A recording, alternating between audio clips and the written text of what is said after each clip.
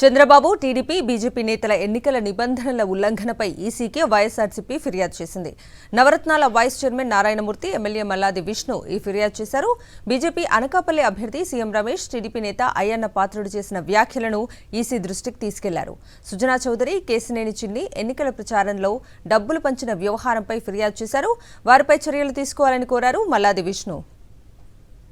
ప్రతిరోజు కూడా ఈ రాష్ట్రంలో 175 నియోజకవర్గాల్లో తెలుగుదేశం పార్టీ వ్యవహరిస్తున్నటువంటి చంద్రబాబు నాయుడు గారు ప్రవర్తిస్తున్నటువంటి విషయాలని ఎప్పటికప్పుడు మా దృష్టికి వచ్చినవన్నీ కూడా, పార్టీ దృష్టికి వచ్చినవన్నీ కూడా ఎన్నికల సంఘానికి ఫిర్యాదు చేస్తాం.